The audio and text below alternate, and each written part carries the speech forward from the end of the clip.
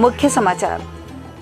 बेरोजगारी भत्ता पाने वाले हितग्राहियों के लिए आरंभ किया गया कौशल विकास प्रशिक्षण कार्यक्रम। कलेक्टर बस्तर ने किया औचक निरीक्षण। आरक्षण और पेशा कानून के विस्तारीकरण के मुद्दे को लेकर सर्व आदिवासी समाज 21 जून को करेगा बस्तर जिले में विशाल आंदोलन। संसदीय सचिव और विधायक जगदलपुर रेखचंद जैन पहुंचे ग्राम चिलकुटी के माता मंदिर, लगाया माता का जयकारा। और बस्तर के कई ग्राम कॉफी की फसल देने के लिए किए जा रहे हैं तैयार। This program is brought to you by VD Pharmaceuticals, Journey towards Health। Bastar की बात के साथ मैं गायत्री आचार्य। बस्तर कलेक्टर विजय दयाराम ने कहा कि कौशल और हुनर को आजीविका के साधन के रूप में विकसित करें। प्रशिक्षण में कौशल को और निखार कर रोजगार के अवसर प्राप्त करने को कहा। शासन और मुख्यमंत्री के मंशा के अनुसार बेरोजगारी को दूर करने के लिए युवाओं को रोजगार प्राप्त करने के लिए ये प्रावधान किया गया है। बेरोजगारी भत्ता प्राप्त करने वाले हितग्राहियों को रुचि के अनुसार काउंसलिंग का प्रशिक्षण दिया जाना है। हितग्राही दिए जा रहे प्रशिक्षण को शिद्दत के साथ सीखें और प्रशिक्षण लें।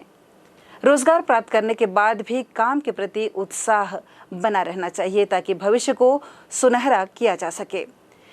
कलेक्टर विजय दयाराम ने सोमवार को लाइवलीहुड कॉलेज आने वालों के लिए बेरोजगारी भत्ते के लिए स्वीकृत हितग्राहियों का कौशल प्रशिक्षण हेतु पंजीयन कार्य का अवलोकन किया।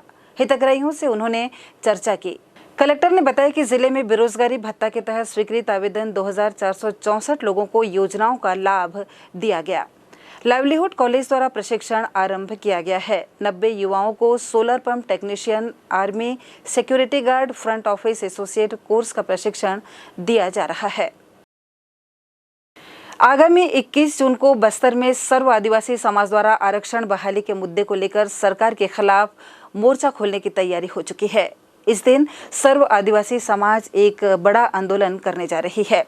5वीं अनुसूचित क्षेत्रों में आरक्षण बहाल करने और स्थानीय आदिवासियों की भर्ती, अनुसूचित क्षेत्र में गैर आदिवासियों को जमीन लीज के संबंध में विभिन्न मुद्दों पर सरकार पर दबाव बनाने के उद्देश्य से ये आंदोलन किया जाएगा। इन दिनों जगदलपुर विधायक अपने ग्रामीण प्रवास के दौरान विभिन्न देवगुड़ी, मातागुड़ी, मेले मड़ई में शामिल होकर लोगों का समर्थन और देवी देवताओं का आशीर्वाद ले रहे हैं। इसी क्रम में सोमवार की शाम विधायक रेखचंद जैन उलनार पंचायत के आश्रित ग्राम चिलकुटी पहुंचे। वहां मेला मड़ई में सम्मिलित होकर माता का जयकारा लगवाया। सोमवार शाम संसदीय सचिव और जगदलपुर विधायक रेखचंद जैन ब्लॉक के उलनार पंचायत के आश्रित ग्राम चिलकुटी मेला मड़ई में शामिल हुए। वहां पहुंचने पर ग्रामीणों ने उनका आत्मीय स्वागत किया। तत्पश्चात उन्होंने गुड़ी में जाकर जलनी माता, बावड़ी माता और फेम साई बाबा की पूजा की। चिलकुटी में वार्षिक मेला मड़ई का आयोजन किया गया था, जहां सैकड़ों लोग पहुंचे थे। विधायक ने देवगुड़ियों में पूजा अर्चना कर बस्तर अंचल और राज्य की सुख समृद्धि और शांति की कामना की। उनके साथ उपस्थित लोगों और ग्राम वासियों ने भी जलनी माता, बावड़ी माता और फेम साई बाबा का जयकारा लगाया। विधायक रेखचंद जैन ने पूजा के बाद मेला में आए देवों और देवियों की भी पूजा की और रस्म के अनुसार मानदान किया। मेला के दौरान स्व सहायता समूह के सदस्य, राजीव युवा मैदान क्लब के पदाधिकारी समेत जिला पंचायत सदस्य धर्मो मंडावी, सरपंच वर्मा पुजारी, उप सरपंच फूलमती कश्यप के अलावा ग्रामीण मौजूद थे। बस्तर की बात, जगदलपुर।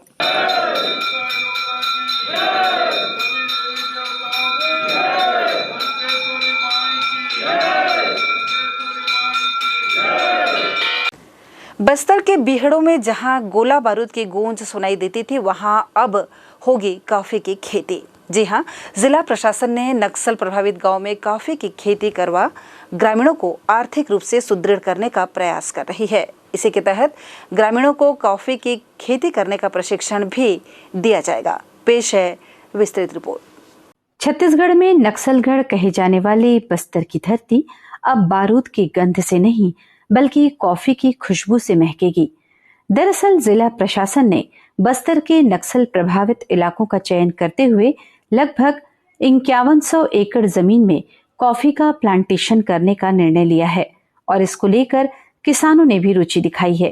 प्रायोगिक तौर पर दरभा में कॉफी की प्लांटेशन किए जाने के बाद अच्छे प्रोडक्शन के साथ किसानों को अच्छा लाभ होने से अब नक्सल प्रभावित इलाकों के किसानों ने भी अपने अपने खेतों में कॉफी प्लांटेशन के लिए हामी भरी है। यही वजह है कि उद्यानिकी विभाग करीब 5 लाख कॉफी के पौधे तैयार कर रहा है और जल्द ही इन्हें बस्तर जिले के अलग अलग नक्सल प्रभावित इलाकों के सैकड़ों किसानों के खेतों में प्लांट किया जाएगा।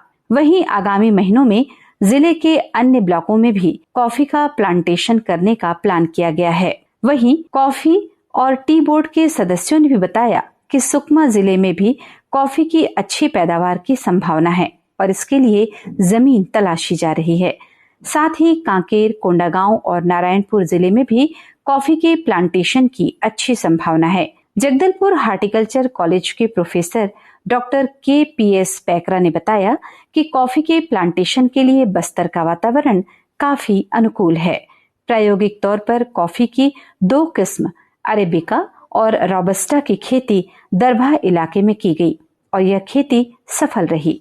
अच्छा प्रोडक्शन होने के साथ ही साथ किसानों को अच्छा लाभ भी हुआ, जिसके बाद उद्यानिकी विभाग की मदद से लगातार बस्तर जिले के ऐसे इलाकों में जहां किसानों की बंजर भूमि है, वहां के किसानों को कॉफी की खेती के लिए प्रोत्साहित किया गया, जिसके बाद अब किसानों ने भी कॉफी की खेती के लिए रुचि दिखाई है और जिले में करीब 5100 एकड़ में कॉफी की खेती करने का लक्ष्य रखा गया है। वहीं उद्यानिकी विभाग नर्सरी में 5 लाख कॉफी के पौधे तैयार किए जा रहे हैं। विभाग से मिली जानकारी के मुताबिक बस्तर में अरेबिका और रोबस्टा के 5 किस्म की कॉफी तैयार की जा रही है। इसमें सैन रमन, चंद्रगिरी, सक्लेशन 8 और सक्लेशन 9 के साथ ही C*R शामिल है, जिन्हें जिले के दरभा ब्लॉक के 13 गांव में, तोकापाल ब्लॉक के 9 गांव में, लोहंडीगुड़ा के 11 गांव में, बास्तानार ब्लॉक के 14 गांव में और बकावन ब्लॉक के 7 गांव में कॉफी की खेती करने का लक्ष्य रखा गया है, जिससे सैकड़ों किसानों को फायदा होगा। इनमें से कई इलाके ऐसे हैं जहां नक्सलियों की दहशत थी और नक्सली कई वारदात को अंजाम दे चुके थे, लेकिन अब इस इलाके में नक्सलियों के बैकफुट पर आने से किसानों को कॉफी की खेती के लिए प्रोत्साहित किया गया है और किसानों ने भी कॉफी की खेती में रुचि दिखाई है। बस्तर कलेक्टर विजय दयाराम का कहना है कि जगदलपुर शहर में बस्तर की कॉफी के मार्केटिंग के लिए बस्तर कैफे की भी शुरुआत की गई है, जहां स्थानीय लोगों के साथ साथ पर्यटकों का भी अच्छा रिस्पांस मिल रहा है। साथ ही राजधानी रायपुर में भी बस्तर की कॉफी धूम मचा रही है। कॉफी और टी बोर्ड के सदस्यों ने बाकायदा बस्तर में कॉफी के प्लांटेशन किए गए स्थलों का दौरा करने के साथ कई तकनीकों की जानकारी भी दी है। ऐसे में उम्मीद है कि आने वाले साल में केवल छत्तीसगढ़ में नहीं बल्कि देश के अन्य राज्यों में भी बस्तर की कॉफी धूम मचाएगी और क्षेत्र के किसानों को भी इससे अच्छा लाभ होगा। विजन न्यूज बस्तर की बात के लिए मैं गीता शर्मा। लेते हैं यहाँ एक छोटा सा ब्रेक और ब्रेक के बाद हाजिर होते हैं अन्य खबरों के साथ।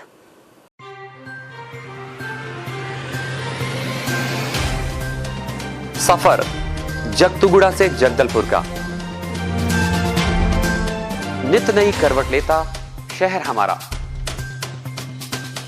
चौक चौराहों से होता हुआ विकास की गाथाएं गढ़ता बस्तर हमारा।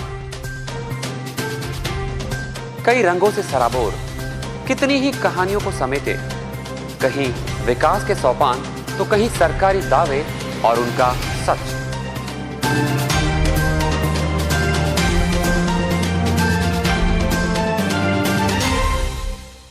आतंक से दहलते जंगल, जमीन और जीवन, साहस और धैर्य से करवट लेती जिंदगी, राजनीति की चौसर के जाने अनजाने दांव, व्यवस्था की खूबी, कमी और खामी, खूबसूरत नजारे। अब होगी हर बात हमारे साथ, बस्तर की बात।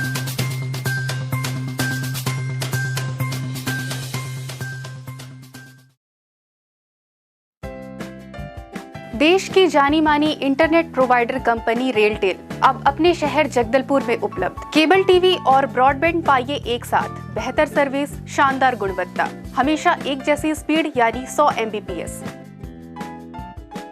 लॉन्चिंग अवसर पर पाइए विशेष छूट। राज्य के शासकीय कर्मचारियों हेतु 10% की छूट, साथ ही रेलवे कर्मचारियों के लिए विशेष छूट का प्रावधान।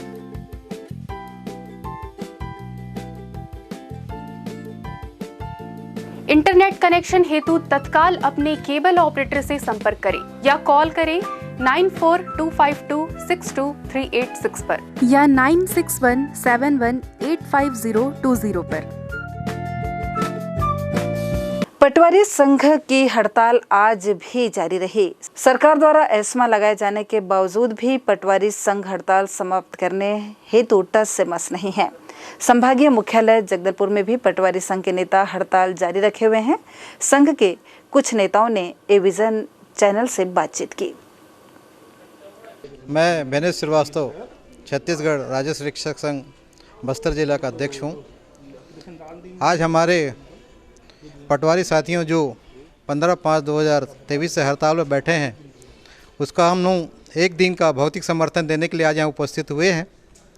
हमारे प्रांतीय अधिकारी को और अध्यक्षों के द्वारा निर्णय लिया गया कि पटवारी लगातार लंबे समय से हड़ताल पर बैठे हुए हैं, उनका समर्थन तो बनता है। इसीलिए आज हम लोग एक दिन का आकस्मिक अवकाश लेकर पटवारियों के समर्थन में हड़ताल पर बैठे हुए हैं।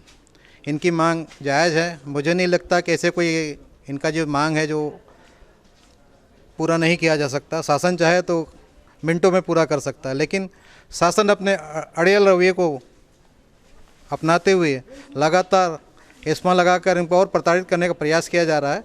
इसी के समर्थन पर राज्य शिक्षक संघ ने इनका साथ देने का निर्णय लिया है और भविष्य में हम इनके साथ में रहेंगे और हमारा पूरा प्रयास रहेगा कि शासन को विरोध जताएंगे अपन।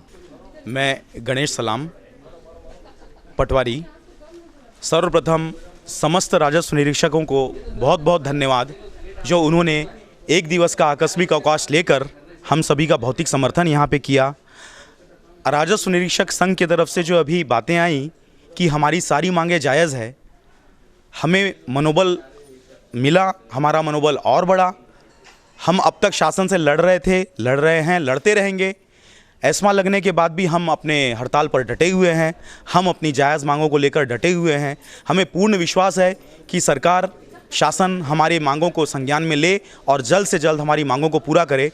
नगर में 360 आरण्यक ब्राह्मण समाज द्वारा हर वर्ष जगन्नाथ महाप्रभु का पर्व गोंचा महापर्व बड़े धूमधाम से मनाया जाता है। इस वर्ष रथ निर्माण के साथ ही गोंचा पर्व की तैयारी शुरू हो गई है। श्री गोंचा 20 को और बाहुड़ा गोंचा 29 जून को मनाया जाएगा। पेश है एक रिपोर्ट। 20 जून से 29 जून तक बस्तर में जगन्नाथपुरी की तर्ज पर मनाए जाने वाले ऐतिहासिक गोंचा पर्व की शुरुआत हो चुकी है। 25 फीट ऊंची विशालकाय 2 मंजिले रथ का निर्माण कार्य चंदन यात्रा रस्म के साथ शुरू हुआ।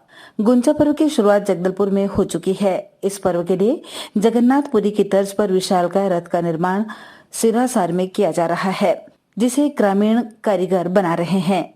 इस पर्व को मनाने के लिए 360 घर आरण्यक ब्राह्मण समाज के सदस्य जुटे हुए हैं। इसके साथ ही टेम्पल कमेटी के सदस्य भी इस पर्व को सफल बनाने के लिए दिन रात मेहनत कर रहे हैं। इस बार गोंचा पर्व में मुख्यमंत्री भूपेश बघेल भी शामिल हो सकते हैं। दरअसल गोंचा पर्व बस्तर का दूसरा सबसे बड़ा पर्व है। इसकी कहानी रियासत काल से जुड़ी हुई है।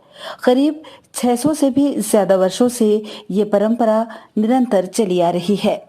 सन 1408 में बस्तर के महाराजा पुरुषोत्तम देव भगवान जगन्नाथ के दर्शन करने जगन्नाथपुरी गए हुए थे, जहां उन्हें रथपति की उपाधि मिली और उन्हें 16 चक्कों की विशालकाय रथ भेंट में मिली, जिसके बाद रथ लेकर महाराजा बस्तर पहुंचे थे।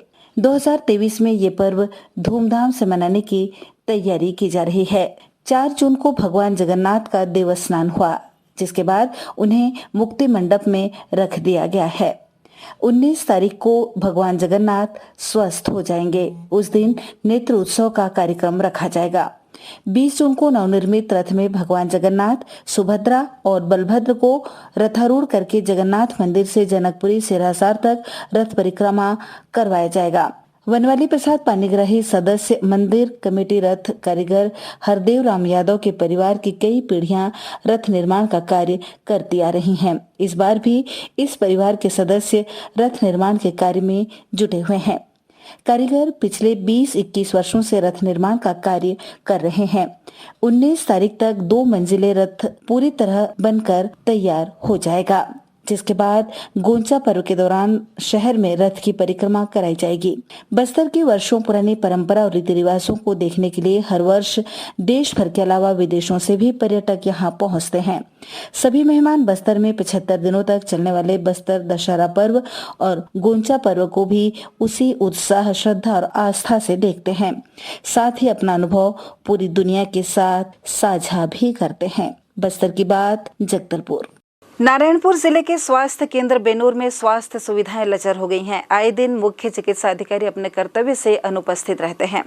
पूर्व में इस हेल्थ सेंटर को जिले के कायाकल्प अवार्ड से सम्मानित भी किया गया है। इस हेल्थ सेंटर में डॉक्टर की जगह अब मरीजों का इलाज स्टाफ नर्स से करवाया जा रहा है। पीएचसी बेनूर में भर्ती मरीजों का दावा है कि अस्पताल में भर्ती हुए मरीजों का चिकित्सा अधिकारी द्वारा कोई भी उपचार नहीं किया गया। साथ ही मरीज एवं स्थानीय नागरिक और जनप्रतिनिधियों से हेल्थ एंड वेलनेस सेंटर के चिकित्सक द्वारा अभद्रतापूर्ण व्यवहार किया जाता है। ये वेलनेस सेंटर जिला मुख्यालय नारायणपुर से महज 20 किलोमीटर की दूरी पर नारायणपुर कोंडागांव मुख्य मार्ग पर स्थित है। मुख्य मार्ग पर स्थित चिकित्सा केंद्र का अगर ये हाल है तो अंदरूनी चिकित्सा केंद्रों का हाल क्या होगा, ये एक सोचनीय विषय है। 2-4 दिन पहले शिकायत आई थी कि वहाँ जो एमओ मैडम है वो 4-6 दिनों से नदारद है। नहीं, अभी 2 दिन पहले ही मैं विजिट किया था, तो उसमें एप्लीकेशन छोड़ा था। बीएमओ छुट्टी में थे तो उनको भी खबर नहीं था, तो मैं अचानक औचक निरीक्षण किया था तो उसमें अनुपस्थित पाई गई। उनका अनुपस्थित मानते हुए वेतन कटौत किया जाएगा, बाकी कार्रवाई की जाएगी। सर वहाँ हम लोग गए थे, पूरी टीम गई थी, तो मरीजों का भी कहना था कि मैडम बहुत कम आती है और हम जब से एडमिट हुए हैं तब से तो मैडम को देखे ही नहीं है करके। हाँ नहीं, अभी बीच में विजिट हुआ था मेरा भी 2 दिन पहले के पहले भी, मतलब 1 हफ्ता पहले हुआ था, तो नाइट में मैं विजिट किया था 9-9:30 बजे, तो उस समय उपस्थित थी। तो सर उनका छुट्टी सैंक्शन हुआ था या नहीं? मैं बताया ना कि भाई अभी अचानक निरीक्षण किया था तो उसमें सहमति मतलब पूर्वानुमति नहीं लिया गया था, तो इसलिए अनुपस्थित मानते हुए उनका कार्रवाई किया जाएगा। तो जानकारी मिली थी कि वहाँ जब वो अनुपस्थित थी तो ओपीडी में वो पहले से साइन करके चली गई थी और स्टाफ नर्स के द्वारा उनके कहने पर इलाज किया जा रहा था। अब इसमें अब जांच के बाद ही पता चल पाएगा कि भाई उनका साइन है नहीं है, क्या है, जैसे आप बता रहे हैं तो उसके ऊपर। सर जांच में अगर सही पाया जाता है तो क्या कार्रवाई होगी? कार्रवाई नियमानुसार जो भी होता है उसमें हम कार्रवाई करेंगे। छत्तीसगढ़ शासन के कर्मचारियों के नियमितीकरण पर कांग्रेस कमेटी के अध्यक्ष मोहन मरकाम ने कहा है कि राज्य सरकार अनियमित कर्मचारियों को नियमित किए जाने हेतु लगातार विचार कर रही है। हर विभागों से ऐसे कर्मचारियों की जानकारी मांगी गई है। अनियमित कर्मचारियों को लेकर कांग्रेस सरकार गंभीर है और चुनाव से पहले इस संबंध में निर्णय लेगी। कांग्रेस ने 2018 के अपने घोषणा पत्र में ऐसे कर्मचारियों को नियमित करने की घोषणा की थी। कांग्रेस घोषणा पत्र की अधिकतर वादे तो सरकार की तरफ से पूरे किए जा चुके हैं, लेकिन केवल दैनिक वेतन भोगियों और संविदा कर्मचारियों के नियमितीकरण की प्रक्रिया पूरी की जानी है। हालांकि राज्य सरकार की ओर से प्रमुख सचिव मनोज पिंगुआ की अध्यक्षता में ये कमेटी बनाई गई है। अब बस देखना यह है कि कर्मचारियों को नियमितीकरण की खुशखबरी कब मिलती है। कांगेर घाटी राष्ट्रीय उद्यान में अब वन्य जीवों के लिए चारागाह विकसित किया जाएगा। करीब 200 वर्ग किलोमीटर में फैले कांगेर घाटी राष्ट्रीय उद्यान में डियर पार्क का निर्माण किया गया है और यहाँ समय समय पर चीतलों को छोड़ा जाता है। इनके भोजन की पर्याप्त व्यवस्था करने चारागाह विकसित करने का निर्णय लिया गया है। उद्यान एरिया में पर्याप्त मात्रा में चारा मिलने से चीतल भटकते हुए पार्क एरिया से बाहर नहीं जा पाएंगे। कांगेर घाटी राष्ट्रीय उद्यान के संचालक धम्मशील गणवीर ने सोमवार को जानकारी देते हुए कहा कि कांगेर घाटी राष्ट्रीय उद्यान में चारागाह विकसित करने प्रस्ताव भेजा गया है। पार्क एरिया में चीतलों को पर्याप्त मात्रा में चारा मिले, इस उद्देश्य से प्रस्ताव तैयार किया गया है। चारागाह विकसित करने जगह का चयन किया जाएगा, जहां पर खाली जगह होगी वहां चारा विकसित किया जाएगा। भुवनेश्वर उड़ीसा में खेलो इंडिया जनजाति खेल राष्ट्रीय प्रतियोगिता में छत्तीसगढ़ की महिला फुटबॉल टीम ने काफी अच्छा प्रदर्शन किया है। छत्तीसगढ़ और झारखंड की महिला फुटबॉल टीमों के बीच फाइनल मुकाबला खेला गया, जिसमें छत्तीसगढ़ की महिला फुटबॉल टीम ने टाई ब्रेकर झारखंड की टीम को 2-0 से हराकर ट्रॉफी जीत ली है। छत्तीसगढ़ के मुख्यमंत्री और खेल मंत्री उमेश पटेल ने अपनी टीम के सभी खिलाड़ियों को बधाई और शुभकामनाएं दी है। गौरतलब है कि इस फुटबॉल टीम में बस्तर की महिला खिलाड़ी भी शामिल हैं। और अब पेश है मौसम का हाल। छत्तीसगढ़ के लिए राजधानी रायपुर के मौसम विभाग का कहना है कि छत्तीसगढ़ में अभी भी मौसम जैसा का वैसा रहने वाला है। कुछ भी नहीं बदलने का मतलब वही गर्मी वही तपन। ऐसे में 1-2 पॉकेट में लू चलने का संकेत दिया जा रहा है। गर्म गर्म जमीन पर कहीं कहीं गरज चमक के साथ कुछ फुहारों की बात कही गई है, मगर इससे राहत नहीं मिलने वाली। मानसून का इंतजार जारी है। राज्य में कहीं कहीं 30 से 40 किलोमीटर प्रति घंटे की रफ्तार से हवा भी चल सकती है। छत्तीसगढ़ का शक्ति इस साल कुछ ज्यादा ही तपता रहा। कल भी वहां छत्तीसगढ़ का अधिकतम तापमान 45.9 डिग्री सेल्सियस था। जशपुर का डूमर बहार 25.1 डिग्री सेल्सियस पर छत्तीसगढ़ के न्यूनतम तापमान पर था। भारत का मौसम विभाग तो अरब सागर में उठे एक बड़े विनाशकारी चक्रवात बिपरजॉय की बात कर रहा है। 150 किलोमीटर प्रति घंटे की रफ्तार वाला ये चक्रवात अपनी दिशा बदलकर गुजरात की ओर बढ़ रहा है, जिसका कुछ असर छत्तीसगढ़ में भी होगा, ऐसा कुछ बताया नहीं गया है। गर्मी से हलाकान छत्तीसगढ़ की जनता मन में तो यही चाह रही है कि मौसम विभाग के सारे दावे झूठे हो जाएं और झूम के बारिश हो जाए, मगर होगा वही जो विज्ञान सम्मत है। राजधानी रायपुर आज भी 43 डिग्री सेल्सियस पर उबलता रहा और नीचे का तापमान 29 डिग्री सेल्सियस था। राजधानी रायपुर के लिए ये भी कहा जा रहा है कि आज रात पानी गिर सकती है। देखें क्या होता है। अभी सुनकर तो अच्छा लग रहा। एविजन न्यूज बस्तर की बात के लिए मैं वीणार पाडेगर। चलते चलते एक नजर मुख्य समाचारों पर। मुख्य समाचार। बेरोजगारी भत्ता पाने वाले हितग्राहियों के लिए आरंभ किया गया कौशल विकास प्रशिक्षण कार्यक्रम। कलेक्टर बस्तर ने किया औचक निरीक्षण। आरक्षण और पेशा कानून के विस्तारीकरण के मुद्दे को लेकर सर्व आदिवासी समाज 21 जून को करेगा बस्तर जिले में विशाल आंदोलन। संसदीय सचिव और विधायक जगदलपुर रेखचंद जैन पहुंचे ग्राम चिलकुटी के माता मंदिर, लगाया माता का जयकारा और बस्तर के कई ग्राम कॉफी की फसल देने के लिए किए जा रहे हैं तैयार। आज के समाचारों में बस इतना ही। कल हम फिर हाजिर होंगे। अब हमें दीजिए अनुमति। नमस्कार। This program was brought to you by VD Pharmaceuticals. Journey towards health.